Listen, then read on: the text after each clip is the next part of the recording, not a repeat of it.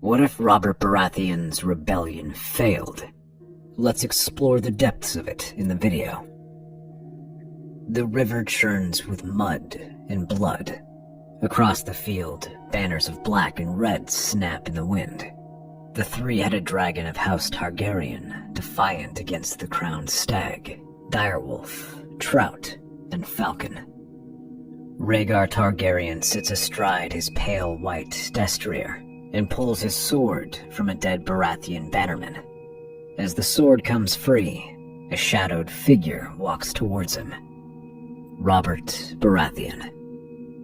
The Stormlord barrels forward, holding a gore-stained warhammer, but his movements are unsteady, as from the right side of his surcoat, Rhaegar spies blood seeping from his armor. Come forward, you bastard! Face me! Where is she? Rhaegar slowly slides off his stallion and holds his sword ready to face him on equal footing. Around them, royalists and rebels wisely decide to search for other opponents. The space between them shrinks, and Rhaegar studies the approaching figure. Robert's armor is dented, his face streaked with blood and sweat. He looks like a tempest unleashed, but Rhaegar sees the cracks beneath the fury, the sway of his shoulders, the uneven gait of his movement.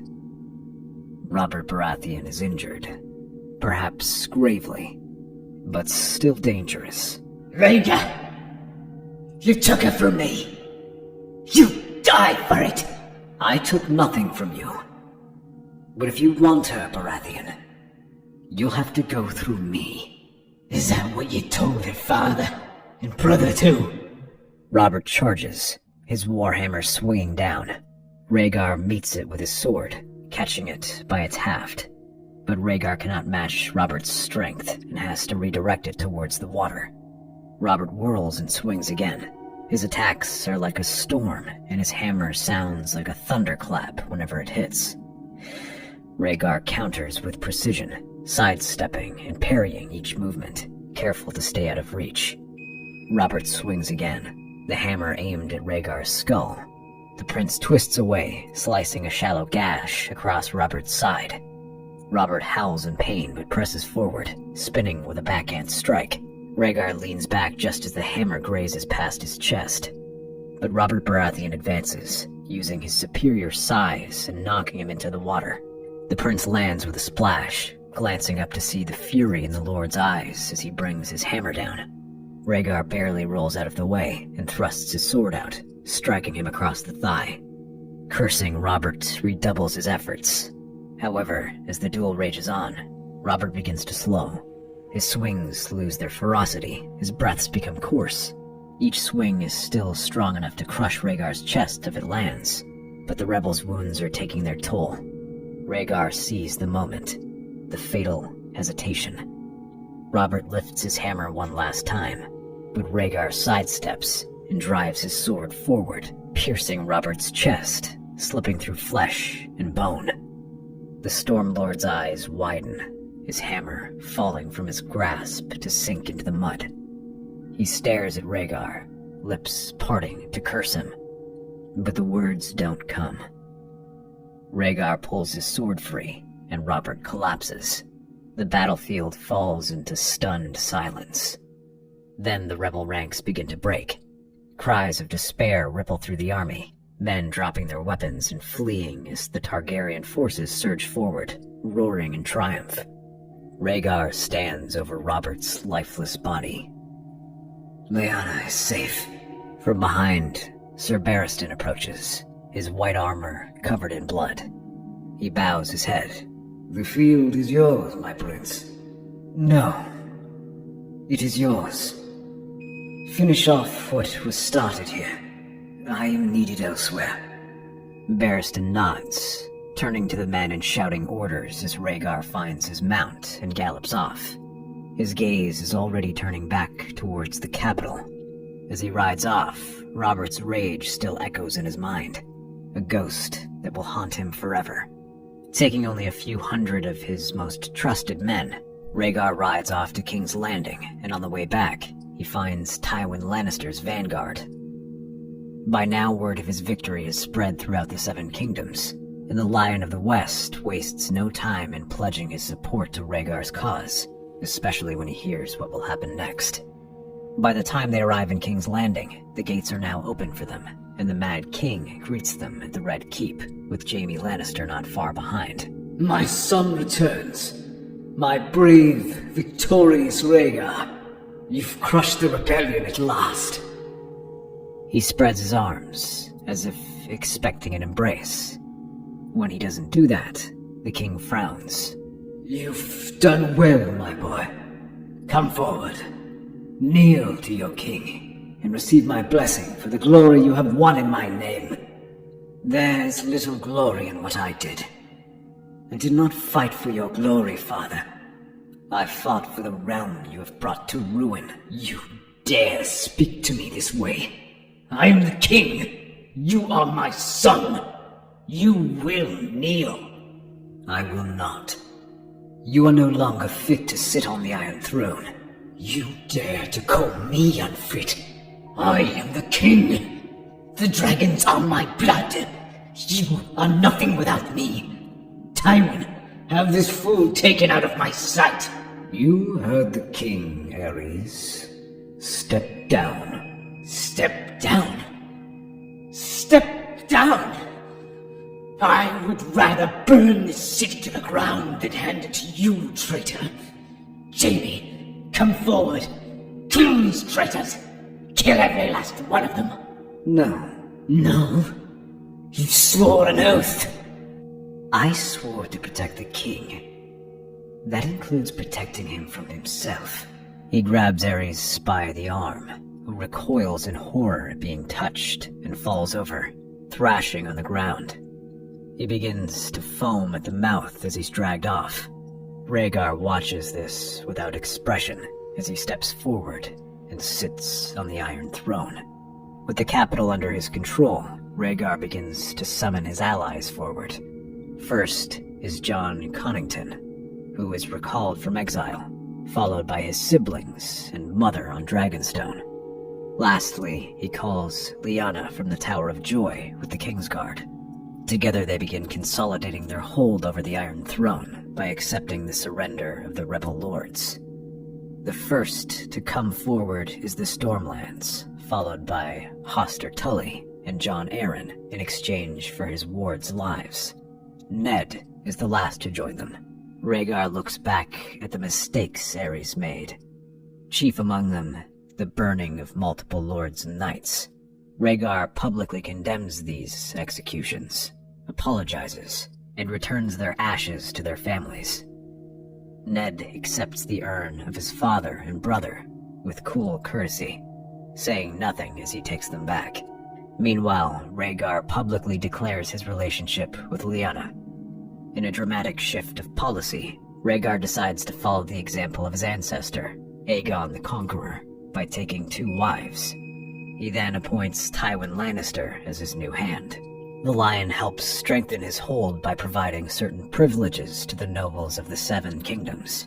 Rhaegar marries his brother Viserys to Cersei for their alliance.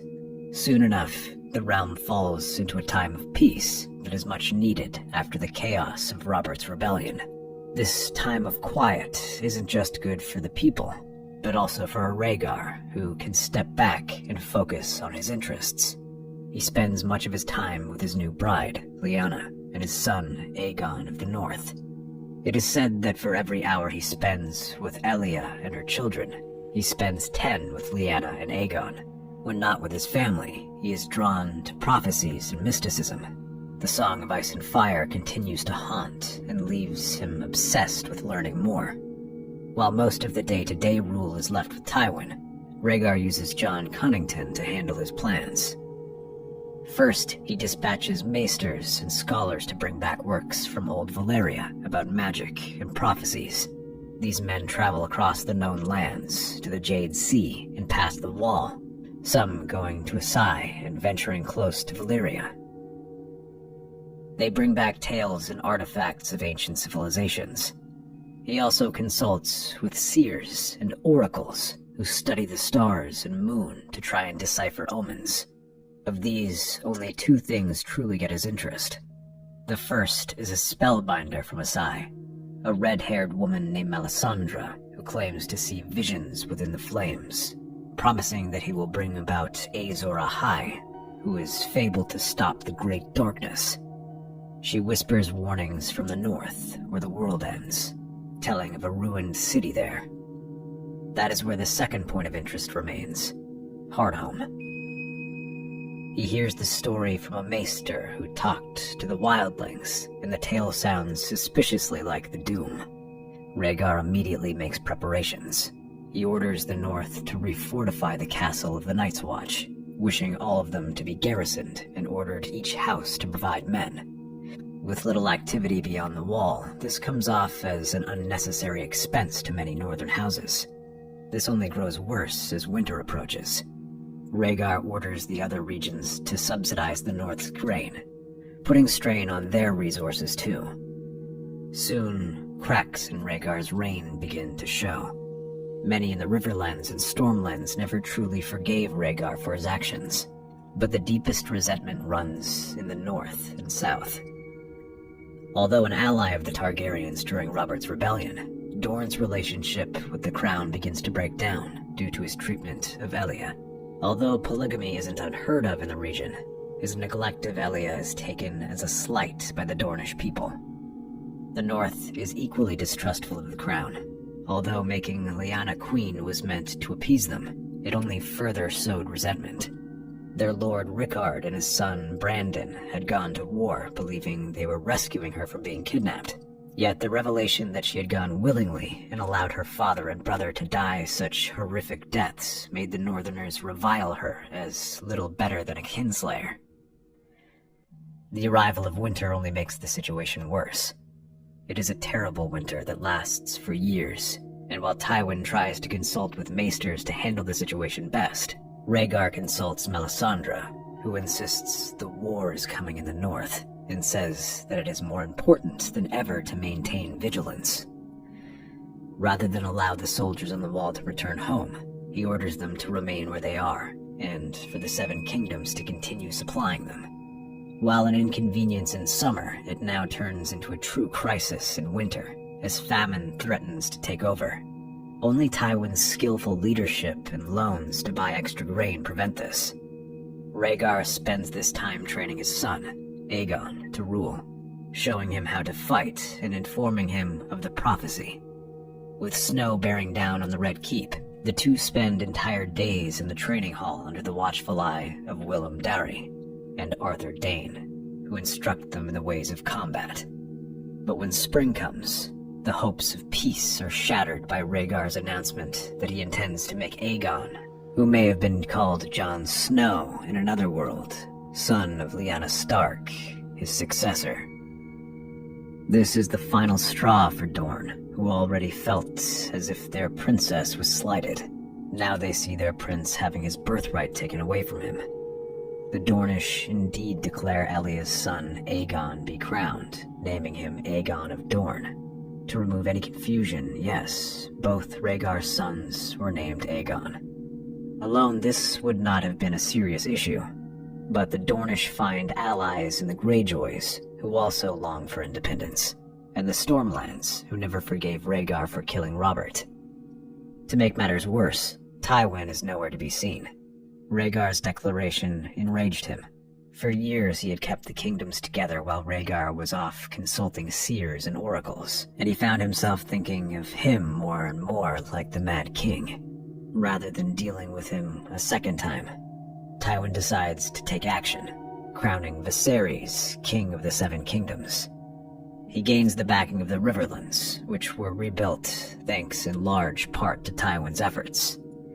Surprisingly, the North refuses to back Aegon of the North, instead opting to remain neutral. This is due to them feeling no loyalty towards him, leaving Rhaegar with only the Vale, Crownlands, and the Reach as allies. The war was unlike anything the Seven Kingdoms had seen in centuries. Rhaegar Targaryen leads his forces with brilliance and ferocity. He moves not as a prince, but as a soldier across the Seven Kingdoms to confront Tywin while his subordinates deal with the Dornish. Jon Cunnington harries the Dornish along the Boneway, while Arthur Dayne leads a lightning strike in the Stormlands to disrupt their supply lines before marching to join him. The Dornish army, led by Prince Oberyn Martell, fights with their characteristic venom, but they are no match for the disciplined precision of Dayne and his men. The desert roads run red with blood as the Sword of the Morning carves a path through the vanguard. The Ironborn raid the western shores of the Reach, hoping to force Rhaegar to divide his attention. But Rhaegar anticipates their moves, dispatching the Redwind fleet alongside Stannis Baratheon, who chooses to remain loyal to the crown. Together, the Ironborn are routed near Fair Island, and their famed longships burn. At the heart of the conflict lies the Riverlands. Tywin Lannister, ever the tactician, holds Riverrun with a formidable host. But Rhaegar's forces, though outnumbered, rush in. However, the River Lords prove to be ferocious foes, using the rivers to launch ambush after ambush, beating down Rhaegar's army as Tywin assembles his troops. But the River Lords are fickle, and while many fight for Hoster Tully, others like Houses Frey and Bracken are not so loyal. They secretly send guides to assist Rhaegar, allowing him to launch a daring night raid to Riverrun. By dawn, Tywin's forces are in disarray, and the proud lion retreats to the Golden Tooth, while Riverrun surrenders and crosses their banners. Unfortunately, without the Ironborn to support them, the royal fleet lands at Lannisport, seizing the city, cutting Tywin off and forcing his army to surrender. The Dornish are the last to fall, exhausted from months of conflict. They attempt one final stand near Summerhall, but the Crownlands and Reach forces close in from both sides, crushing their resistance in a pincer maneuver. Oberyn Martell himself yields to the blade of Arthur Dayne, but not before the Red Viper slays 2 of the Kingsguard, including Gerald the White Bull. Meanwhile, Jon Cunnington rushes to Sunspear to accept their surrender. The war is over, but victory comes at a terrible cost. Rhaegar's reign is badly reduced, and his position is more unstable than ever. Countless soldiers from all sides are captured, including Tywin Lannister. All of them are sent to the Wall to further strengthen the Night's Watch. But the worst casualties are to his family. Alia Martell now remains in King's Landing, but more a prisoner than a wife. Meanwhile, Aegon of Dorne is killed in Summerhall. Viserys and Daenerys suffer a far worse fate. Melisandre continues to whisper to Rhaegar, promising him visions of the future, and to awaken the stone dragons of Dragonstone. But in exchange, she requires King's blood. With his position now weaker than ever, Rhaegar retreats to Dragonstone to consult with the Red Woman. Far away from the carnage, Ned Stark stands at its heart, his face grim and tired. Across from him, Jaime Lannister and Barristan Selmy sit uneasily. Between them is Lyanna Stark and the teenage Aegon of the North. You don't understand, Ned. This war isn't just about the throne. It's about the future. Aegon has a great destiny ahead of him. If we let him fall into the wrong hands... Future? What about the present, Lyanna? What about the thousands of men dying? What about our brother and father, who burned because of your choices? You didn't want Robert. Fine. I would have fought for you. But instead you ran off with Rhaegar, and left the rest of us to pay the price. For love. For freedom. Would you have me marry a man who would bed every tavern wench? Would you have me live as a prisoner to someone else's desires? The crow calls the raven black. Do I need to remind you that your own prince was married when you fell into his arms? With children whose blood now soaks the ruins of Summerhall. What I would have, Lyanna, is for you to see the consequences of what you've done. This boy may be the prince that Rhaegar claims, but look around you. There is no honor in this war. I will not force my lords to die in this carnage. Please. You're my brother. My blood. You wouldn't turn away from your own kin. I will give you shelter. but the North will take no part in Rhaegar's war. As agreed, Ned takes the boy on as his ward. He spends his time observing him, watching Aegon train with his son, Robb. In contrast to his cold relationship with his sister, the two quickly become as close as brothers. He also sees the talent in Aegon's swordsmanship and leadership. But unlike Rhaegar, Aegon doesn't seem motivated by destiny. He watches as the prince talks to his cousins normally, but there is a sadness about him, a weight on his shoulders, as if the world has been dropped on him. Despite himself, Ned finds empathy with the boy for having to deal with his so-called destiny, just as Ned had to deal with the stewardship of the North. The two find themselves growing closer, as Lord Stark becomes the confidant that Aegon never had, where he doesn't have to be the prince who was promised, simply Aegon of the North. Catelyn also proves to be a great help, as she acts as a maternal figure to Aegon, helping him learn to fit into Winterfell. For several weeks, there is quiet in the North, as they enjoy this time, untouched by the war, until a raven arrives with a short message. The time has come.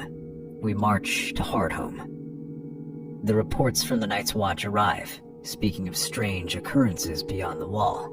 Camps of wildlings found abandoned, strange sounds in the woods, and worse, bodies that disappear. They aren't alone either. The wildling emissaries Rhaegar welcomed south tell similar stories. Shadows moving through the forests, entire families vanishing in the night, and the dead rising to walk again. This is enough for Ned to march out, calling his banners to the wall. There they are joined by another force, the prisoners taken during the War of the Three Dragons from every corner of the Seven Kingdoms. There are many great lords among them who were captured. Tytos Blackwood, Tywin Lannister, Loras Tyrell, Oberyn Martell, Renly Baratheon, all of them captured during the war. Ned secretly wonders whether Rhaegar allowed them to be captured to get them in one place. But as they venture beyond, they are joined by even more allies. Mance Rayder and his wildlings eagerly join, bolstered by promises made by Rhaegar. When they finally arrive at Hardhome, the settlement is little more than a scattering of broken huts and windswept cliffs. They all work tirelessly to fortify the settlement in preparation for Rhaegar's arrival. Many days pass until the fleet arrives, but Rhaegar is not among them. A deafening roar echoes through the woods, causing men to leap to their feet and grab their weapons. But the creature does not emerge from the trees. It flies over them. A massive dragon, black as the abyss, circles overhead. In front of Hardhome, the dragon lands, its massive wings folding as it lets out another earth-shaking roar. On its back, King Rhaegar. Tonight, we fight not just for thrones or crowns, but for life itself. As if in answer, the forest erupts. The dead come alive, pouring from the trees in unholy waves, their empty eyes glowing blue. White Walkers stride among them. A chill sweeps across the battlefield as the true enemy reveals itself. Melisandre steps forward. Her voice carries above the din as she chants in High Valyrian. A sudden burst of light emanates from her hands, and the swords of the living burst into flames. The living warriors brace themselves as they meet the undead in battle. The clash is chaos. Firelit swords cut through whites, their charred remains falling to the frozen ground. Wildlings fight like demons, their axes and spears whirling. But the dead are endless. And for every white that falls, another takes its place. Ned Stark fights at its head, ice glowing with an otherworldly fire as it cuts through the dead. But the tide of battle is overwhelming. A White Walker steps forward. Its frost-covered blade meets ice in a clash that sends Ned reeling. The icy blade finds his shoulder, and Ned falls to his knees. But before the White Walker finishes him off, Aegon leaps up and plunges his dagger into the White Walker's neck, sending it shattering apart. He rushes over to his uncle, but Ned presses ice into the boy's hand. Take it. Do what must be done. Taking the sword in his hand, Aegon rushes out and shouts for his men to take position. He runs through the front lines, rallying the soldiers as best he can. Everywhere the line seems to falter, he's there, giving encouragement and reinforcing their faltering lines. With ice in hand, Aegon feels faster and stronger with each swing striking as if it weighs nothing. By his side are Sir Barristan and Jaime, who almost appear like pale ghosts that cut through the swaths of whites. Up in the air, Rhaegar flies above on his dragon, shouting columns of fire that burn through entire ranks of whites. The lines begin to stabilize, and the defenses of Hardhome hold. But from atop one of the cliffs, the Night King raises his spear and takes aim. It strikes Rhaegar's dragon in the chest, and with a deafening roar, the beast plummets from the sky, crashing into the battlefield. Jon Cunnington rushes to his side and manages to pull Rhaegar out from the wounded dragon. The king orders them to retreat, and Dane signals a withdrawal. Rushing through the pre-planned routes that lead back the way they came or aboard selected ships, Aegon joins Jon, cutting his way through the undead as the three circle around the dragon while the zombies press forward. Suddenly, Rhaegar grabs Jon's shoulder and orders him to lead his troops to safety. Reluctantly, the knight complies and hurries off, but Rhaegar and Aegon do not run. Instead, they climb into the flagship as the Night King approaches, reaching out for the dragon and raising his arms up and letting the beast rise with them. It turns and faces them, but Aegon simply smiles and holds his sword ready as the dragon unleashes its fire onto the ship, which sends the sky erupting in green flames as the hidden wildfire ignites.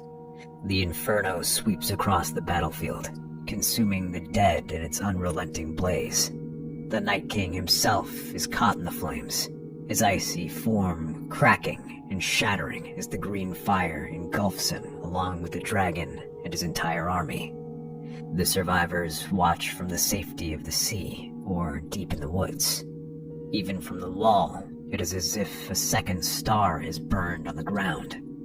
But from the inferno, a figure emerges, unscathed by the flames. Rhaegar Targaryen. Slowly, Ned begins to drop to his knees, followed by all other lords. All hail Aegon the Sixth, the prince who was promised. With Aegon now king, he returns to King's Landing to begin to rebuild. He saw the work his father had done to prepare the Seven Kingdoms for the Long Night, but he also saw his failings and the damage he did. As an act of reunification, he names his surviving sister, Rhaenyra, heir to the throne. The first thing Aegon does is pardon those men punished for the War of the Three Dragons, allowing them to return home. He then begins the process of truly starting to improve the Seven Kingdoms, investing lords and ladies from all across the land to discuss the needs of their lands. Unlike his father, Aegon vows to take an active role in ruling. As for Rhaegar, no one knows what happened to him. Some say he was consumed alongside the Night King, but some maesters believe he may have survived and simply left to live in the wilds beyond the wall. What is known is that Lyanna soon disappears as well. Some maesters believe they wished to let their son rule in his own right and decided to live the rest of their lives away from the kingdoms. That's our theory. Westeros is a land filled with exciting stories and possibilities, and we love exploring them. If you want to accompany us on this journey across the Seven Kingdoms and beyond, then please like, share, and subscribe to our channel.